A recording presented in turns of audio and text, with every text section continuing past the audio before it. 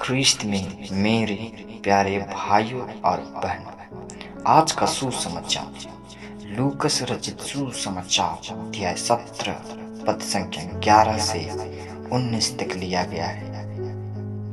इस सुसमाचार में 10 कोढ़ियों के चंगाई का दृश्य प्रस्तुत किया गया है, जिसमें यीशु ने 10 कोढ़ियों को चंगाई प्रदान करते हैं, लेकिन उसमें से केवल एक ही वापस आकर उनका धन्यवाद व्यक्त करता है। इस घटना की कई महत्वपूर्ण बातें निकलती है। उसमें से पहला है, सभी को समान रूप से आशीर्वाद मिलता है। यीशु ने 10 कोढ़ियों को बिना भेदभाव के चंगा किया। यह सुसमाचार यह दिखाता है कि ईश्वर सभी के साथ समानता से पेश आता है और उसकी कृपा सभी पर बरसती रहती है, चाहे वे किसी भी परिस्थिति में क्यों ना हो।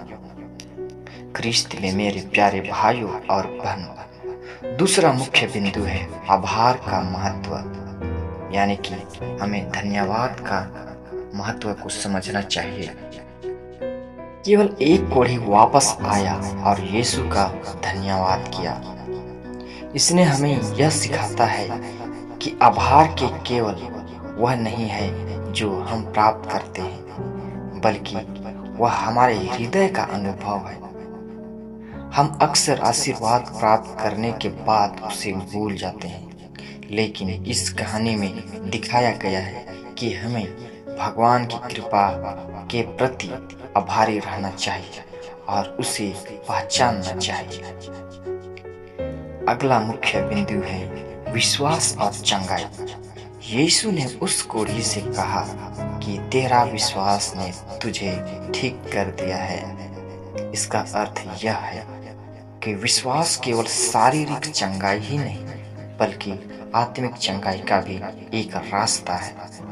इस कोढ़ी ने न केवल चंगा होने का अनुभव किया, बल्कि अपने विश्वास के द्वारा उसने आध्यात्मिक दृष्टि से भी एक नया जीवन पाया। ख्रीस्त में मेरे प्यारे भाइयों और बहनों, आज हमें यह देखने की जरूरत है कि हमें जब भी कोई चंगाई प्राप्त मिलती है तो हम ईश्वर को किस दृष्टि से देखते हैं और हम किस मतलब से उसके पास आते हैं, हमें चिंतन करने की जरूरत है।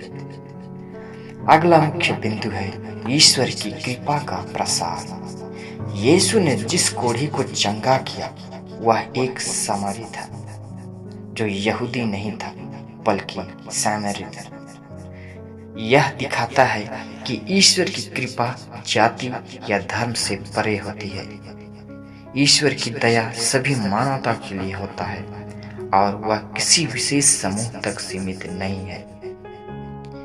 ख्रीस्त में मेरे प्यारे भाइयों और बहनों, इस घटना से हमें यह सीखने को मिलता है कि हमें हमेशा ईश्वर की कृपा का आभार व्यक्त करना चाहिए और अपने विश्वास को दृढ़ रखना चाहिए, क्योंकि वह हमारे जीवन को चंगा समृद्ध करता है और हमें सही राह दिखाता है। तो आइए इस सुसमाचार के माध्यम से हम ईश्वर को धन्यवाद करें और ईश्वर के बताए हुए वचनों के आधार पर हम अपना जीवन यापन करें।